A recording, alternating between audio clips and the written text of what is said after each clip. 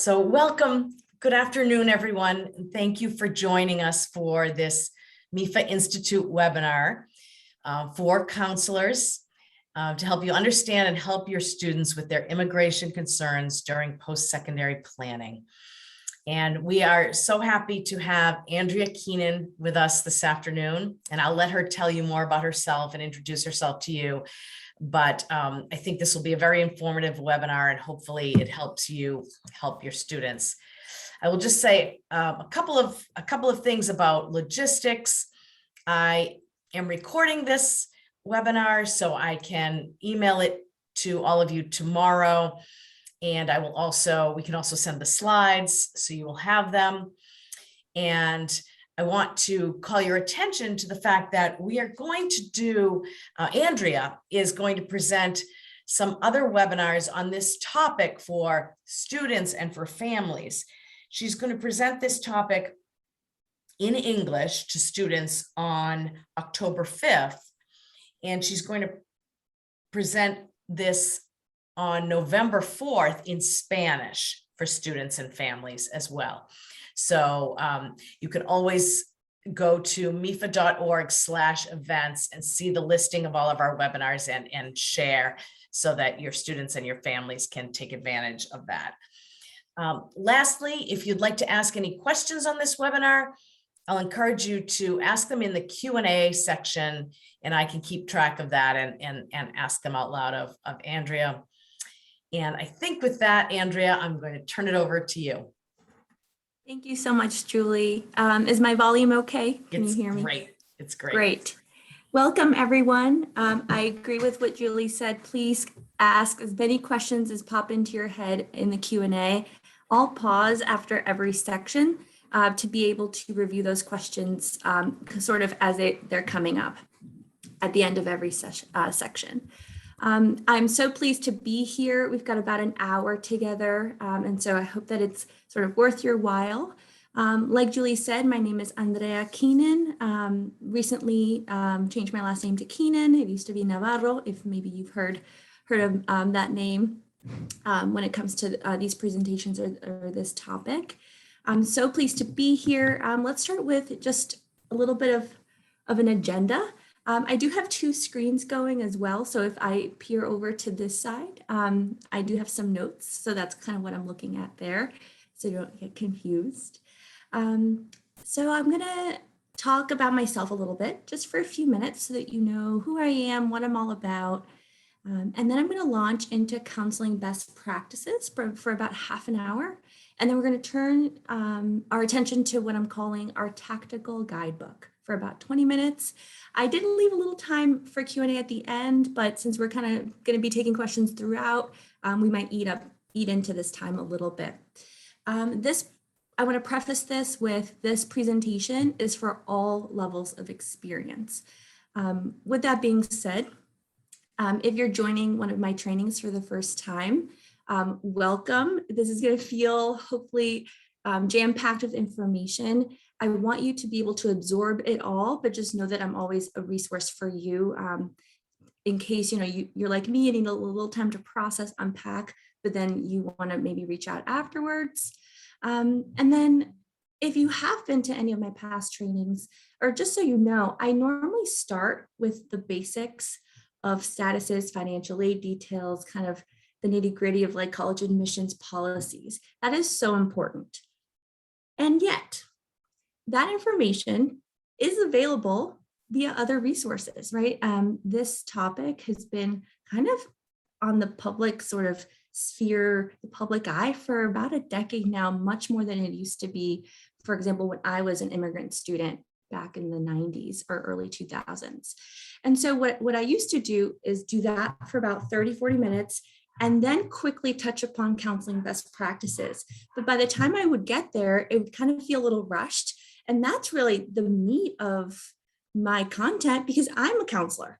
And I've been counseling students for about 5 years, and I have about 10 years of educational access experience. So I figured, let's switch that, start with my counseling best practices, and then offer you your tactical guidebook. So in case we have a lot of questions and we're running out of time a little bit, you have this guidebook at the end of this slide deck that you can reference a week down the road, a month down the road, if you have a question about like, what was that status again? Or what does a green card look like again?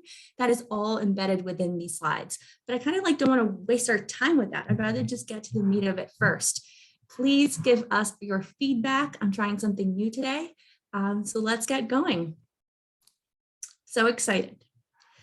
Just a little bit about me. I am currently Director of College and Career Counseling at Excel Academy Charter High School in East Boston, Massachusetts.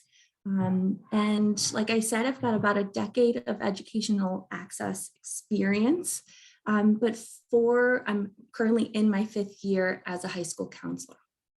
I've been working with DACA and undocumented students since about 2012, right when the first wave of DACA applicants sort of came about. I was a education advisor in a TRIO center in Boston when that started happening. And it really has launched me on, what has now been about 9-10 years of just being so passionate about helping immigrant students access college or any other post-secondary path. Because I myself am also an immigrant. I was born in Mexico City. I immigrated to Boston in the early 90s, and I'm a first-generation college student as well. So I just really want to say I am, here because I have lived much of this, but currently I am not undocumented. So I want to firmly place myself in this space as an ally and an advocate. Even though I have personal experience with this, I'm no longer undocumented. So I'm an ally, and I'm very proud to be an ally. I'm also a resource for you. Like I said, you can be in touch with me anytime, either through MEFA or through my email there, my school email. And a lot of what I will be sharing with you, especially in the first section of this presentation, is sort of my original sort of content, just my experiences as a counselor in the last several years, and a lot of best practices, a lot of consulting with other counselors, helping other counselors. And so I just hope that you kind of take it in and just know that I'm also deep in this work. So a lot of what I say, I might offer maybe 10 strategies today. Maybe you start implementing just 1 or 2 in this upcoming school year.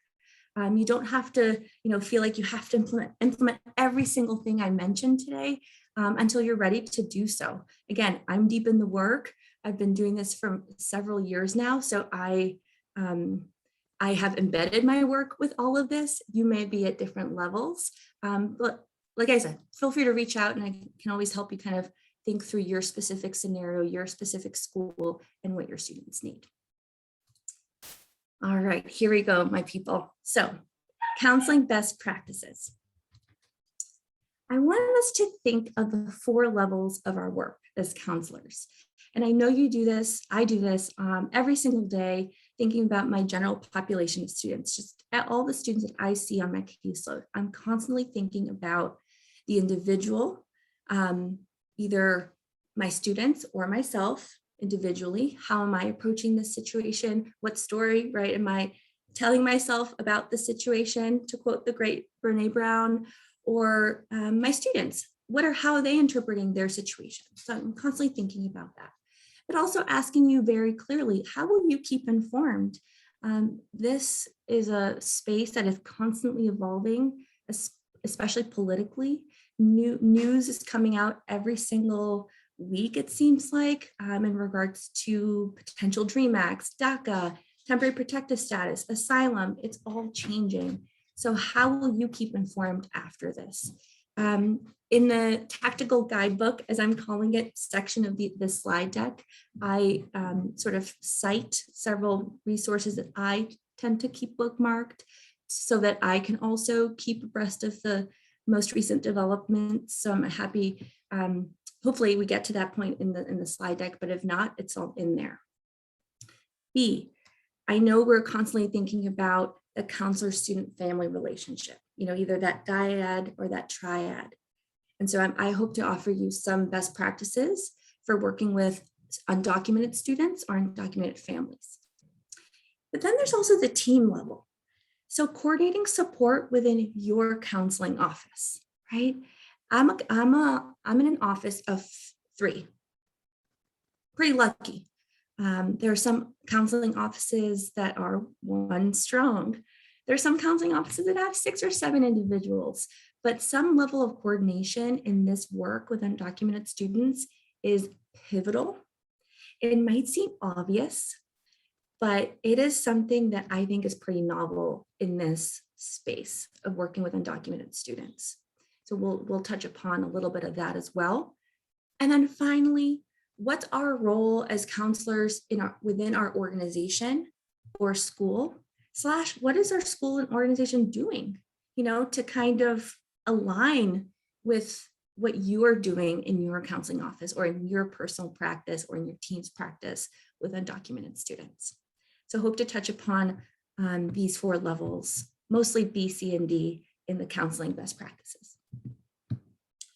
So firstly, I just want to reiterate, it's all about strategies. Again, I'm going to share a lot with you. You may want to implement just 1 or 2 to start, but thinking about those macro strategies and micro strategies. Some of these are slightly lower lift. Some of them are higher lift. Some of these are just pivoting the way that maybe you've always done things to be like, oh no, wait, in this moment, I feel like I need to be a little bit more inclusive of this type of immigration status. So it's just pivoting a little bit. So what do I mean by strategies? Why do we need them? For both of these categories, for all the strategies I'm going to share with you today, the moral of the story is for this population, for students that have varied immigration statuses, immigration concerns, or undocumented, we've got to get creative in their post-secondary plan. That just needs to be said, not only within yourself as you're starting to work with these students, but to the students themselves. When you're in that one-on-one meeting with the student or the family saying, hey, we're going to get creative. Your process is you can go to college if you want, but it may look a little bit different than your peers. We're just going to have to be a little bit more creative, but that's okay. I'm in this with you. Just naming that for students can be so powerful. In that vein, increasing communication and transparency, especially when talking with families. This is one that I see a lot of counselors just tell me that they kind of struggle with this in the moment, in the heat of the moment. You're in a conversation, maybe someone self-discloses to you, and maybe that news is intense for you or it's new for you. And in that moment, we are natural, I think, caregivers as counselors. We want to be there for someone. We want to offer all of our help. And when we're faced with a stressful situation, I think personally, my tendency is to try to say, all right, yep, we'll fix it. I know how, right? Because most of the times I do know how. If you don't know how, be honest about what you don't know. Families and students really appreciate that when they're undocumented. Be honest in the moment. Say, oh my gosh, we will figure this out. I don't know exactly what to do in this particular scenario, or, oh, I don't quite know the answer to your question, but I will fact find and I will get back to you.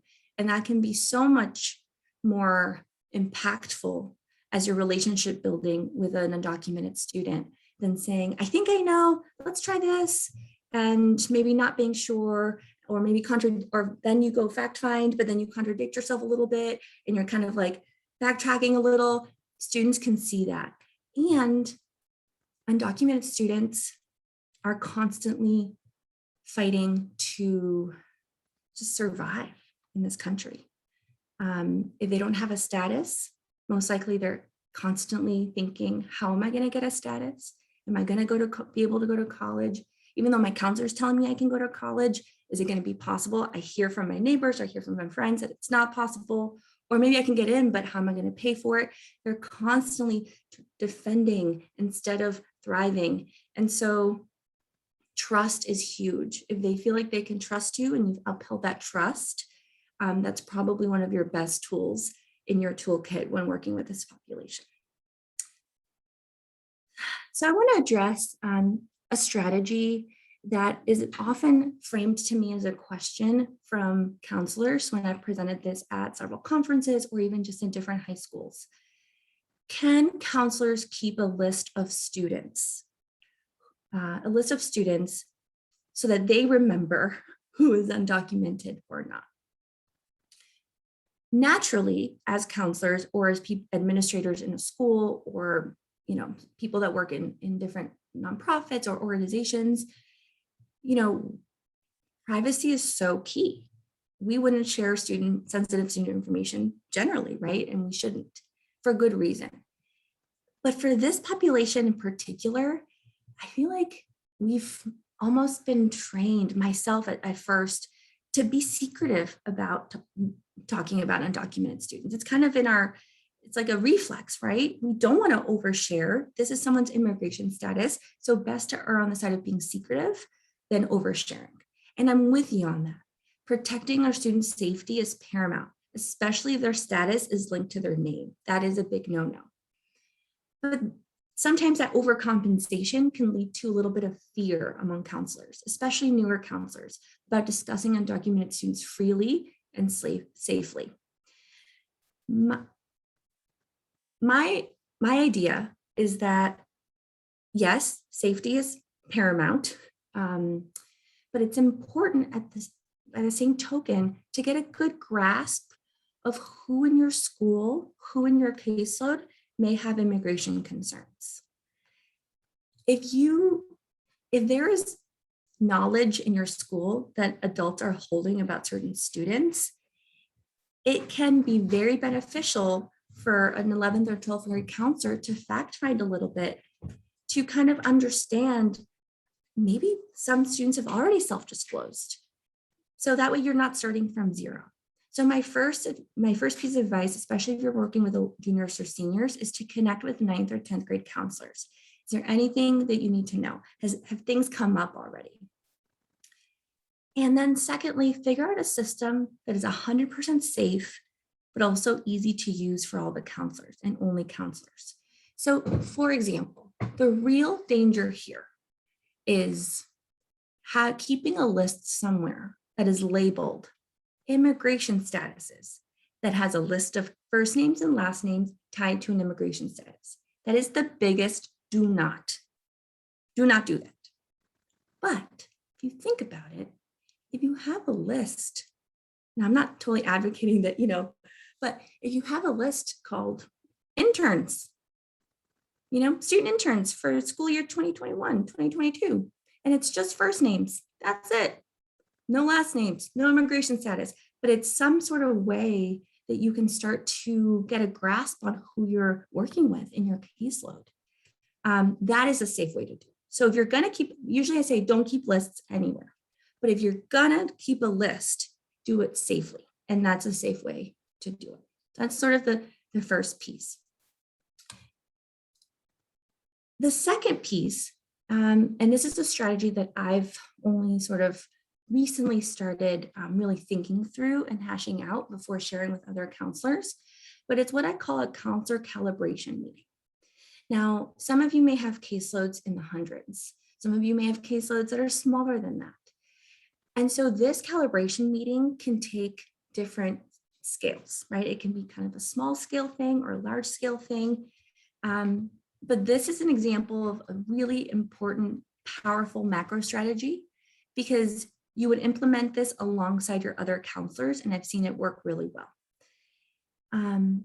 We need calibration among counselors, especially if there's several counselors in your school that share a grade. So some schools, for example, say last names A through J, this counselor, K through whatever, this counselor, and then the last part of the alphabet, this other counselor. So now you have 3 counselors working with the senior class. Advocacy is so important with colleges for this population.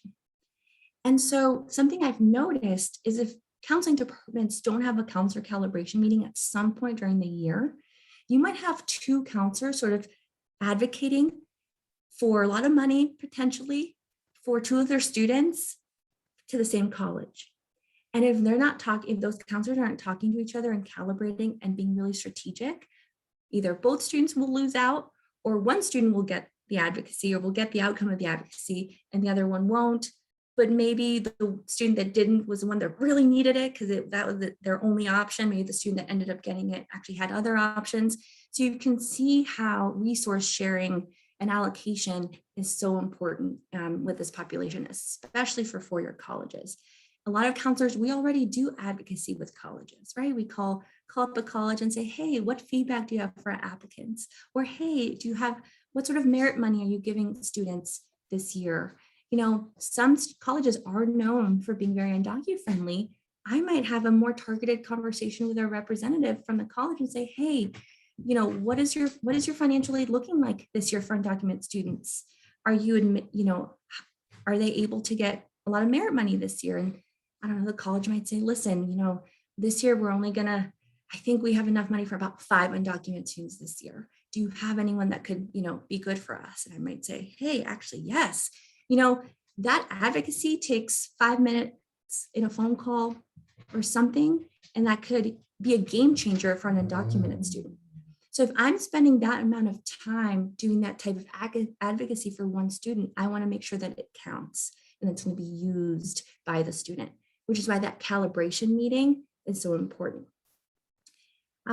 Think of ways that you can take meeting notes in a coded way. Again, I would not start a Google Doc and label it undocumented student calibration meeting.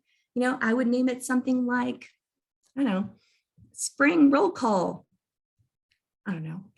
But I would start with a roll call of students. Who are our students in this grade or on our caseloads that have immigration concerns? Maybe do a roll call by counselor, GPA. Maybe the counselor fills in the student's ideal post-secondary plan, whether that student's looking at a 4-year college, a 2-year college, or something. The ideal timing for this calibration meeting, again, it can be as short or long as you need it to be. But ideal timing's early to mid-December before regular decision application deadlines to give counselors enough time to be strategic. I'll give you an example. Last year, we had 3 undocumented students who were sort of on the verge of getting their work permit. So it was a pretty exciting time for them. All 3 of them were really into nursing. Now, because they were close to getting their work permit, nursing seemed like a pretty good fit because even though they didn't have their work permits in that moment they were applying, it was almost a sure thing they were going to get it. They had been working with lawyers. It was looking good. One of them was even getting DACA. All 3 of them wanted to apply to a small private liberal arts college in the Boston area. All 3 of them should apply, right? But we knew that not all 3 of them would be able to get the money that they needed. This particular college had a nursing scholarship that only 2 students got every year from the Boston area.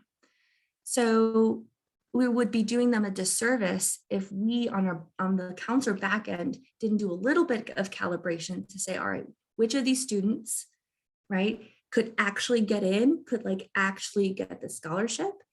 This student's GPA is 2.4.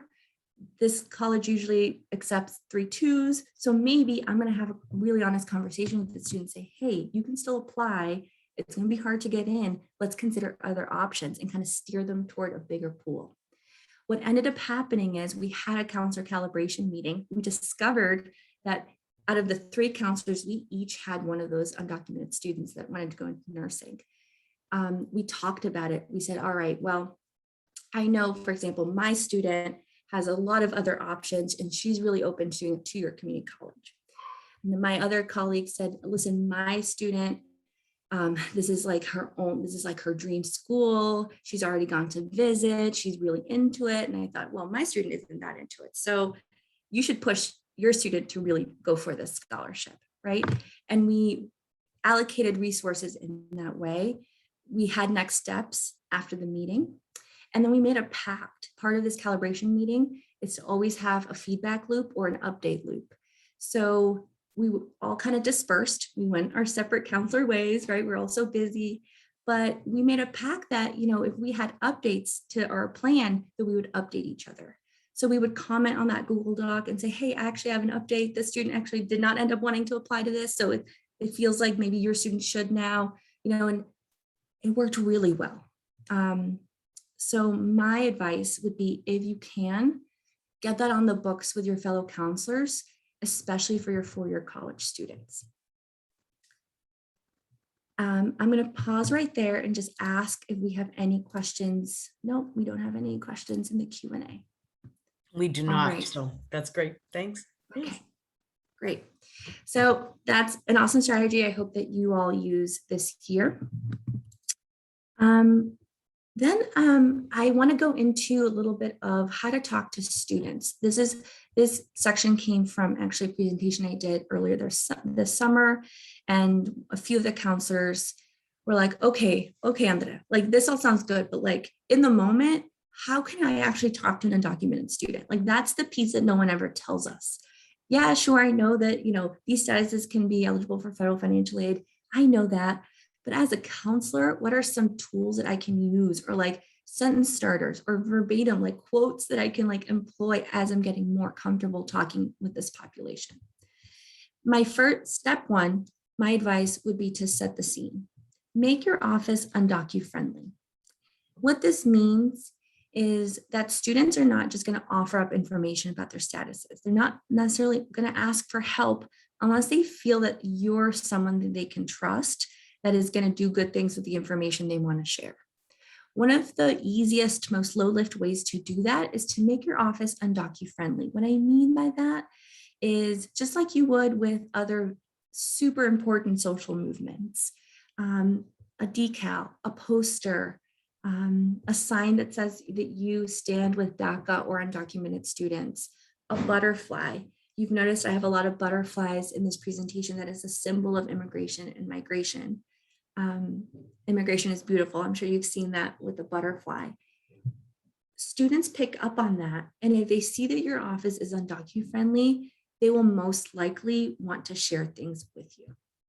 That's like, I hope that you all go back and see like, hey, what can I add to my office to make this just a more welcoming space? Step 2, assess the situation and ask yourself, do you know the student's status?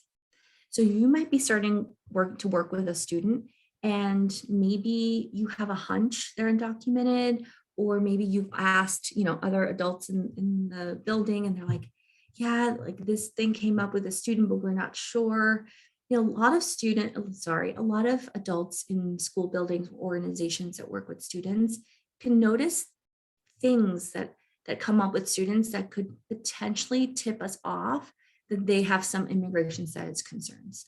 For example, any student that uses a passport or school card as a main form of ID, that because they can't get a license.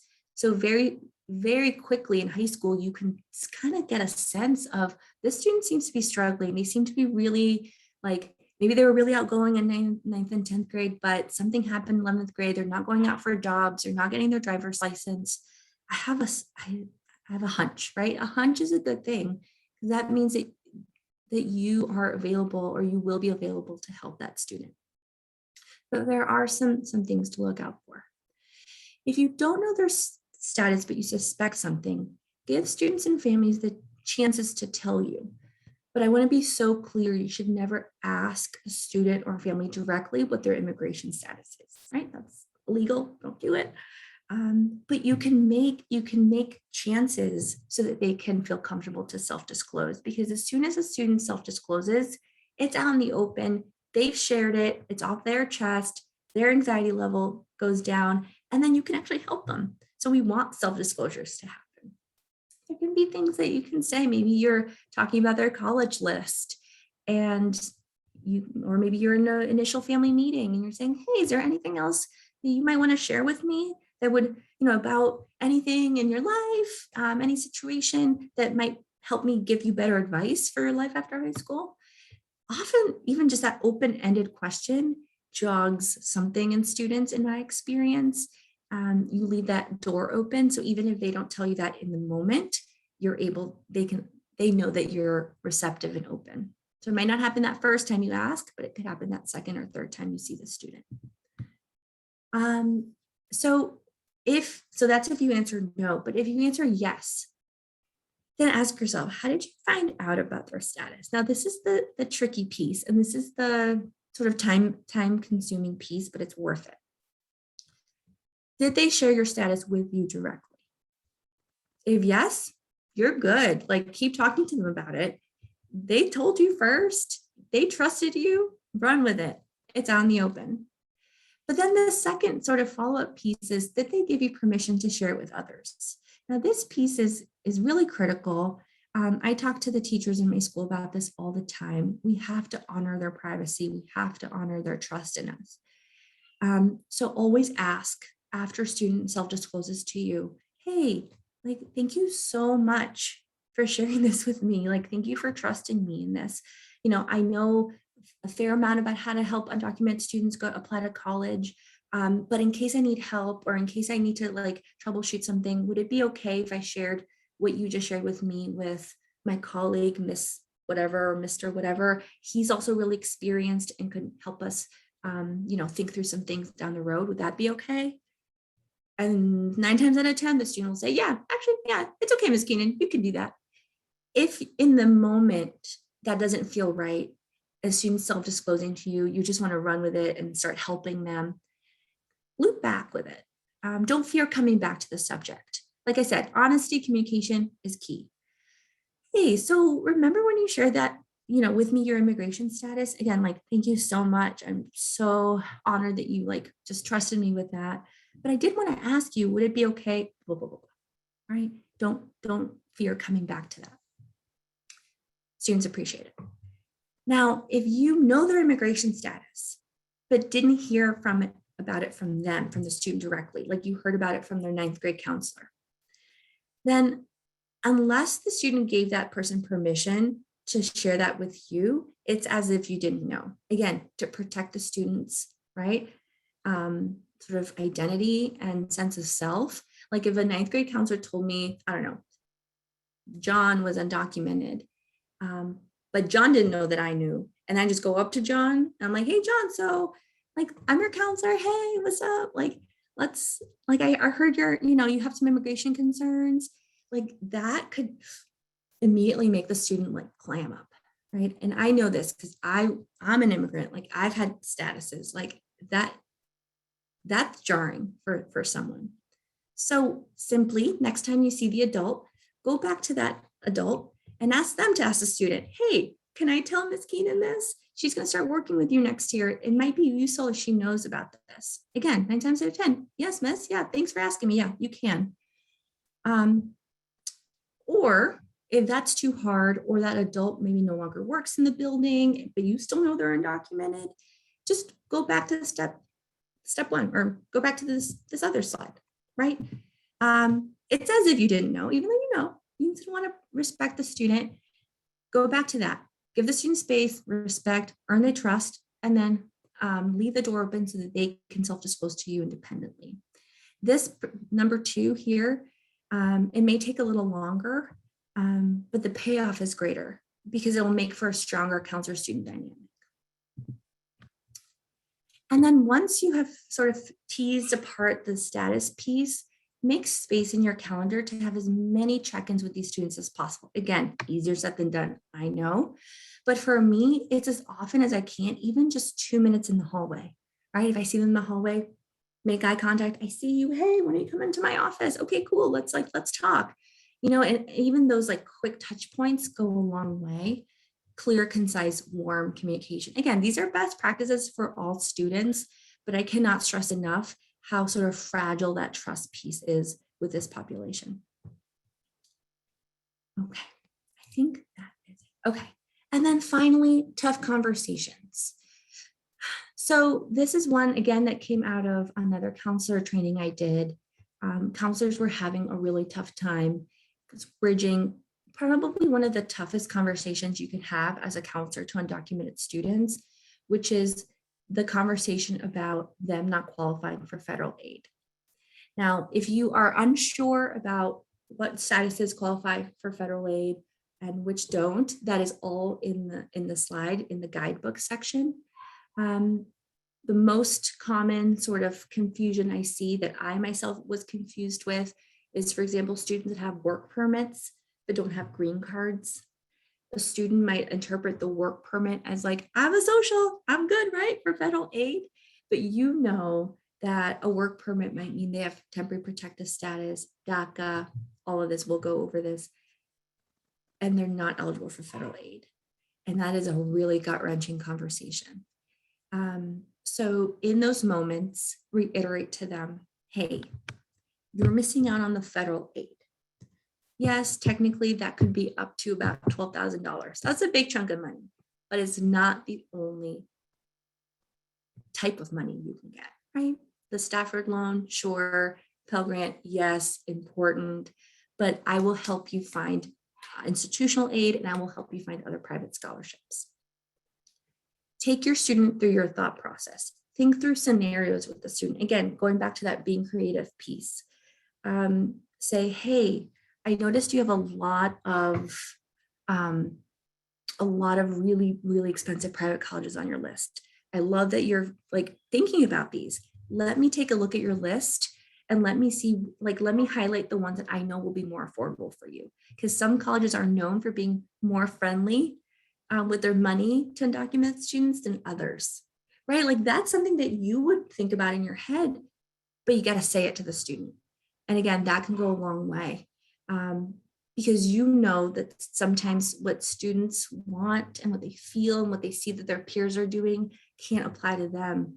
I had a similar scenario last year when a student, completely undocumented, wanted to apply to an out-of-state college, public college, one of the flagship state campuses in another state. And I had to have this conversation with her, like, you can do it. I'm sure you would get in. I have some real doubts about the college's ability to give you money, right? You make it about the third party. You make it about the issues out there because they're real and your student needs to know about that. It's not you telling them they can't, right? It's you highlighting for the student the barriers they may encounter, but that you're there with them, navigating it with them, and you can offer alternatives. And then start applying to private scholarships ASAP. Engage, motivate the student with incentives.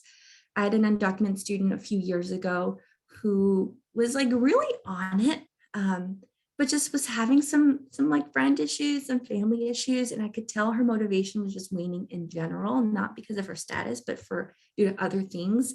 And she had like a 3.8 GPA. So I knew she would qualify for a lot of different private scholarships out there, but she just wasn't executing. So I came up with, just a little sort of game with her of like, hey, Friday morning, bring you some donkeys. What do you want? Some munchkins, right? Like, let's have breakfast and let's like apply for a scholarship together. Or, hey, maybe, you don't want to spend your own money on things. Maybe there's like something at your school that like you can incentivize, or just say, hey, be so clear. You have to apply for this. This is going to be so valuable. Let me help you find some. Maybe sit down with them for 5-10 minutes, help them identify 1 or 2 scholarships and say, hey, we'll give you 2 weeks. Let's do it in 2 weeks. That's our goal. Let's do it. Can you do it? Okay, cool. And just sort of walk your students through that. But definitely private scholarships are so important. And then I do have in my last slide before the Q&A slide, I do have a list of 5 different databases that I use in my undocumented students. They're some of my favorite, and encourage you to sort of demo those for your students. Maybe look at them on your own first, but then encourage students to sort of leaf through those resources. It can be a little bit discouraging at times. A lot of the private scholarships for undocumented students are actually out of California, and a lot of them have a stipulation that you have to be a California resident. So for every 100 scholarships that exist for undocumented students, 12 or 13 of them might be good for like a Massachusetts resident. So it's slim pickings, but they're out there. Merit that for a student as well. Of like, don't get discouraged. If you're leafing through this link I'm giving you, let me know if you get stuck. I've got 10 minutes tomorrow. We can go through it together for a few and help you find some. Again, it feels time intensive, but even just a 5-minute conversation with a student can go a long way. I also want to mention a few other tips while students are in high school. You may already know of all of these. In fact, I'm sure you do. But these are things that can be at the disposal of undocumented students. CLEP exams, for example. I had a student that had a work permit, had TPS, and temporary protective status right now in Massachusetts can qualify at most public colleges for in-state tuition, which is huge, right? So I had a student that she was an ELL student. Her level of English was pretty high, but she was still in the ELL program and desperately wanted to get sort of a certificate as a paralegal. I think she wanted, paralegal. And Bunker Hill Community College seemed, just a name drop, seemed like a great option. It was right on the Orange Line. She lived on the Orange Line. And I had a thought, and I'm going to credit one of my colleagues for making this chart with me about 5 or 6 years ago, because CLEP, right? CLEP exams are a thing. Not a lot of people use them, but she ended up taking a CLEP exam in Spanish, doing really well on it. And that was one less credit she had to, or one less class she had to pay for at Bunker Hill because it satisfied one of her elective requirements, right? It was several $100s, or I don't know, I actually forget how much a CLEP exam is these days. It's not a lot of money compared to what the in-state tuition per credit price would be at Bunker Hill. So that's just one example. CLEP can't be used to substitute a lot of things, but certainly some classes can be kind of advantageous. For your higher achieving students, of course, AP credit. We know that not all colleges accept that, but many do. And then dual enrollment. Now this one's tricky. If your school has a dual enrollment program that is partnered with a public college, sometimes that can be tricky for undocumented students because that public college is receiving state money that may not be used toward undocumented students. But if your school has a dual enrollment program or a partnership with a private institution, more often than not, undocumented students can enroll in that dual enrollment because they're still high school students with you.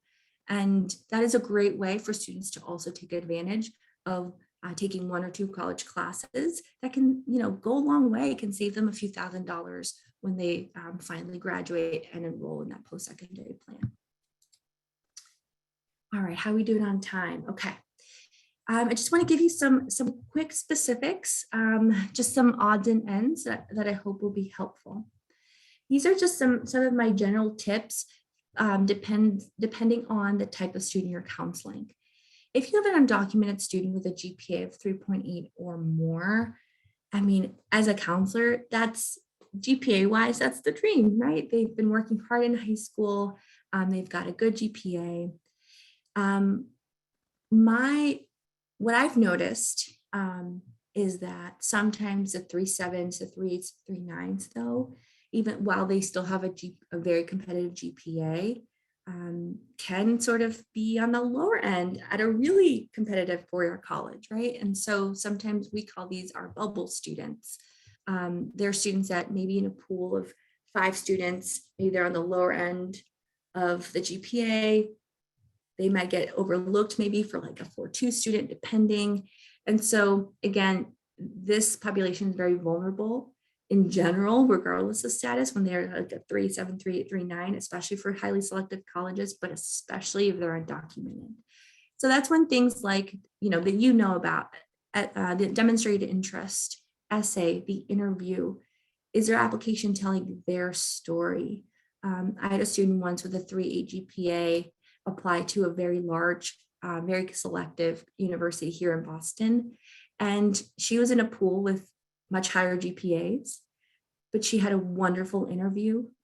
She told her story from the heart, didn't overshare, but was just so personable. The interviewer really connected with them. When I got feedback much later from the admissions office saying, hey, generally, like looking at her application, we maybe would have admitted her, maybe a wait list, but that interview, we just thought she had to be part of our community. So especially for your undocumented students, applying to highly selective colleges, really encourage them to interview. And then for your 4.0 and above, the biggest hurdle here, if I'm honest, is family literacy. I have made a point professionally and personally to really engage families more when the GPA is higher, and that might be counterintuitive because the students are so independent generally, if they're, such committed academic students. But it's really talking to the family, even just for a few minutes at conferences or something, and digging into their college going identities. Would the student have more opportunities if they were able to go to a college that's further away? For immigrant families, this is a huge fear. For good reason, right? Flying is dangerous when you don't have a state-issued real ID. That's just facts. And especially in Massachusetts right now with the real ID, very risky to get on a plane, for example. Or maybe they don't even have that. Maybe they have a passport they can't renew because their consulate has been closed due to the pandemic, So for a family to let their undocumented student go out of state is like kind of a tough pill to swallow. I don't want to speak for everyone, but coming from an immigrant family, that was a thing. And so that's actually where the counseling can have a huge impact to say, hey, let's go through the pros and cons of your student going out of state. What's safe, what's not. I might not recommend they go to California, but could they go to Rhode Island 45 minutes away? Sure. Are there some good affordable options down there? Yeah. And so just leveling with the family and meeting them where they're at is so crucial. I hesitate in this presentation to name drop a lot of different colleges because I don't want to make it seem like some colleges, if I don't name them, are not undocu friendly. But this is sometimes something that, like, if you want to email me and want to say, hey, have you heard about this college? Like, do you have any contacts at what's happening? I'm happy to share what I know and what I've my experiences. But there's also a lot of online lists about undocu friendly colleges, especially the highly selective ones. Your colleagues might even know, from experience, especially if you're a newer counselor, maybe going to a more experienced counselor saying, hey, which colleges have your past undocumented students actually gone into and actually gotten aid at is a really valuable thing. Between a 3 and a 3.7, again, these strategies can apply to anyone, but especially salient with undocumented students is thinking about strategic undermatching and colleges that give merit aid scholarships. For example, there's a college in university in Boston that's kind of just known for their merit money. Like, if they're really clear, like if you have a 3.5 and above, you get this much scholarship. If you get between a 3 and a 3.5, this much scholarship. And it's merit money. It's coming from their own pocket. It's not federal aid. And so that's the kind of thing where if I have like a 3.4 or 3.5 or 3.6 student, even though that university might be slightly undermatched, I might say, hey, it's still a quality thing. If you live at home, you might save on dorm room and board. And this merit money could cover most of what you need. But being honest also with the families about, hey, like, college is expensive. You have said you want this for yourself. Without breaking your back and doing crazy things, how much could you as a family comfortably pay per year, right? That's a really sort of loaded question, but it's a really important one that once you have that family's trust, you can use. If the family says, hey, honestly, we have some savings just for this, we can pay about $4,000 a year. And we think, okay, maybe that private university I was thinking about could actually work. Maybe the gap there would only be about $5,000. And so again, being honest with the family about that. Saving money on room and board is the way to go with an undocumented student, especially. Undocumented students are the trickiest because they don't qualify for in-state tuition. So here in Massachusetts, we have this great thing where it's not as good as other states, but it's good in that if a student has TPS, temporary protective status, DACA, and generally speaking, a work authorization, social security number, while they might not be permanent residents or citizens, public state colleges will allow them to pay in-state tuition. So whenever I have a student in that scenario, I say, hey, for example, UMass Boston is about $15,000 a year.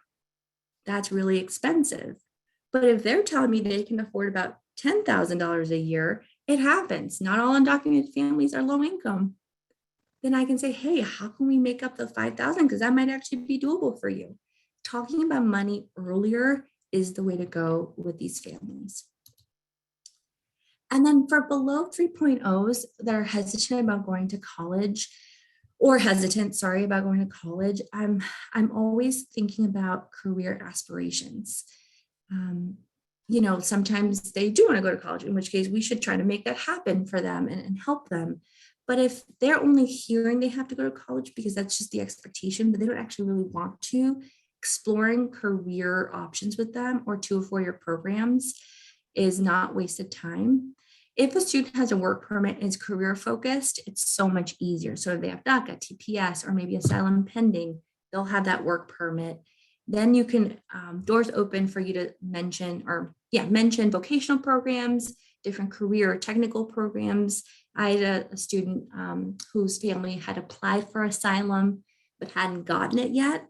In the meantime, while they wait for their court date, which sometimes can be years between the time that you apply for asylum and the time that you actually get your immigration hearing. In the meantime, those students and families are given a work authorization. So it's not the full green card, right? Permanent resident card. But in the meantime, they have a work permit. That's awesome. And I had a student in that boat a few years ago who ended up engaging in an electrical apprenticeship because he could legally work and reside in the US. He wasn't eligible for federal aid or state aid at a college, but he didn't really even want to go to college, right? He wanted to work with his hands. And so we found him an apprenticeship program. So fact-finding about the student's statuses as you're beginning to work with them is so, so important. And so I'm gonna just take a little time here to show you, I'm basically done with this section, but starting in slide 24, this is the tactical guidebook piece of this presentation. I have slides here that make it really easy for you to see which statuses are eligible for federal aid and which are not. So the larger context is these are all of the statuses that I have come across. These are all of the ones that basically are out there. It's a lot. You're not going to be an expert on these. But if you're fact finding with families at the beginning of the year, maybe your initial meeting, you're like, they've self-disclosed to you, you have a good rapport, then you can say, hey, would you mind just I have a few questions, like what status do you actually have? You've mentioned a work permit. Can I ask what status gave you that? And they may be like, oh yeah, of course. Yeah, it's actually, we're waiting for our asylum case. Cool. All right. You can flip to this next piece and you can see, oh, actually, asylum pending is one of the statuses that doesn't qualify for federal aid, Stafford loans, direct Stafford loans, or Pell Grants, but they have a work permit, which could qualify them for in-state tuition at public campuses, or will enable them to engage in programs that provide employment, like Year Up, for example, right? That internship program here in Boston. So I have that for you here. I also kind of go through it in detail on slide 27. So these are the 3 categories are eligible for federal financial aid. The eligible non-citizens, especially if you're a newer counselor in this arena working with undocumented students, can be the most confusing. Federal student aid has a really good page on this. They've done a better job in recent years, kind of going into detail about who is actually eligible for federal aid. And so I kind of go through in detail here. These are the statuses that are definitely really good statuses to have, but not eligible for federal Title IV funds. So these statuses, if you come across them, are good, obviously, because they get employment authorization cards with their statuses, but unlike these 2, would not qualify them for federal aid. I've thrown around the term TPS a lot, temporary protective status. I have a slide 30, that you can refer back to at any time. These are the countries currently on temporary protective status. So TPS, unlike DACA, is a very sort of solidified immigration status. It has been threatened in past years. You may have heard that on the news. A lot is happening right now with TPS. And so this is sort of this moment in time, September 28th. These are the countries currently on TPS. So if you hear that a student says, yeah, my family's from Honduras and we have a work permit, maybe they have TPS. So maybe you could fact find a little bit more, but I've included the link here that you can actually maybe even bookmark and keep sort of on top of the different statuses.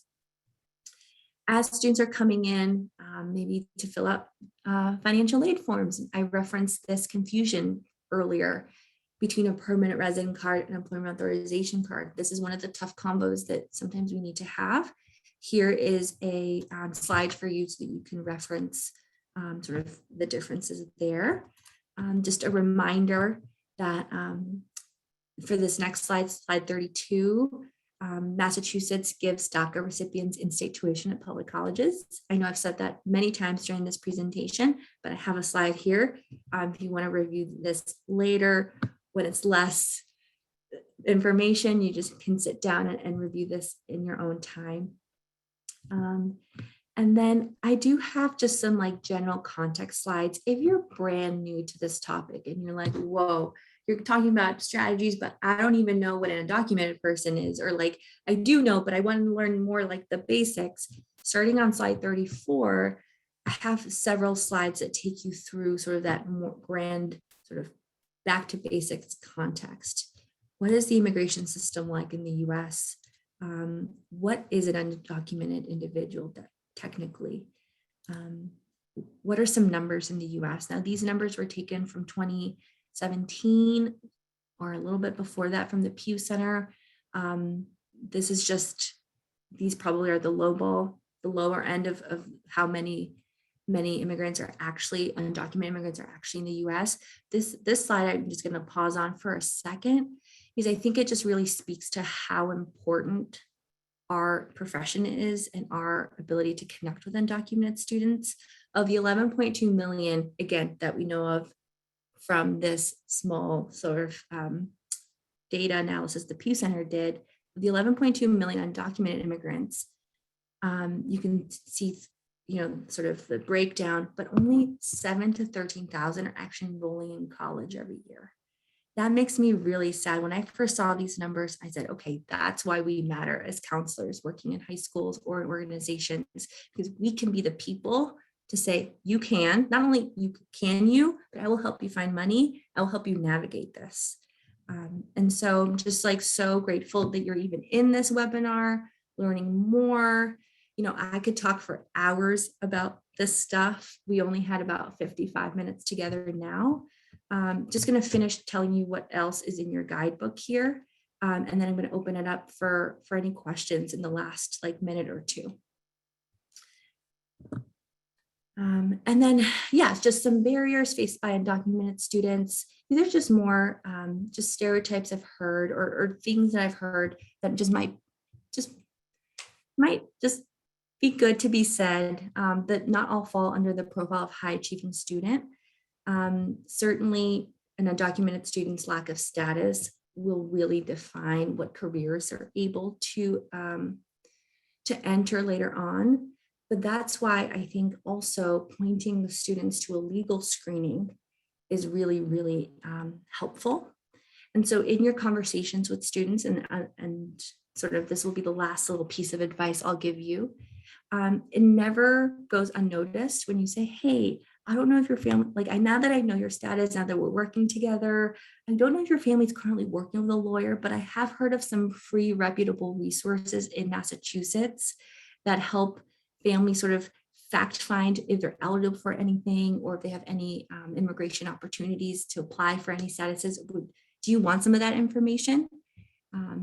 Because ultimately, yes, they can go to college, yes, but if they're fully undocumented, they'll feel it when they leave college. They won't have that work permit and they won't be able to actually like work unless they're independent contractors and fill out a 1099 form. They can still file taxes with an I-10, but it's that work permit, right? And so there are two resources in Massachusetts that I always talk about that I use all the time. The first, and I think I have a slide here. Yes. Yes. Slide here and here. is the first would be if a student is in high school, I would encourage them to get connected with SIM, the Student Immigration Movement in Massachusetts. They're student-led and run, but it's a phenomenal network of resources for an undocumented student to be part of a community with other young people going through sort of some of those same hurdles. It's a terrific community, would highly encourage, and they can then get connected to legal resources. Alternatively, there are the city of Boston has monthly clinics that are free, and I will put all of that is in here in the resources. But there are 15-minute sessions with a volunteer immigration attorney where a family can go, no strings attached, very private, very safe, and they can tell their story. If they've never worked with an immigration lawyer, may have been out of fear, but they can say, hey, this is when we came. This is our situation. Are we eligible for anything? And even just that simple legal screening step can be a game changer for some families. And then the last resource would be MERA if you're in Massachusetts, the Massachusetts Immigrant and Refugee Coalition. They are phenomenal, and they have a free resource online where you can search for free or low bono legal aid in Massachusetts. So again, we're not attorneys, right? We're not going to, help them with their immigration process, but we can point them to resources that can get them started on a parallel track while they're then also, doing their education piece. And then finally, slide 48 in your guidebook has some scholarship resources. These are 4 scholarship resources I use all the time with my students. This is a great jumping off point. This is not exhaustive. These are just my favorites. I know that was a lot. I talked for a very long time, but I'm going to stop my share and take any questions. I don't see any that popped up in the chat, but that might be a good time to ask if anyone has any questions. Thank you, Andrea. Yes, so if anyone has any questions and would like to put them out there now, that would be terrific. That was so much information, and I like the format, and I like the guidebook, and I know I will be referring back to it, so I appreciate that. Awesome. I'm so glad. Yeah, please give us feedback. Again, like I said, different format, but these slides will be uploaded, right, Julie? Yes, I will send the recording and the slides tomorrow to all of you. Yeah, great. So I don't see any, Andrea, so I think we're okay right now, but please, as Andrea said, follow up, and I know you can tell that you have a big resource in Andrea, and you do with MEFA as well. So thank you so much for attending today. Thank you so much, everyone. Oh, I'm so glad, Isabel. Thank you. Oh, and I might have one. Let's see. Does Sims have regular open hours? Yeah, Catherine, that's a great question. So the student immigrant movement is, like I said, student-led, student-run. They are membership model. So they have like open meetings that students can join. They have a really active Facebook. And so what I would say is maybe have the student follow them on Facebook, and next time they put out a call to say, hey, do you want to join? They usually have an open meeting, open forum, new students can join.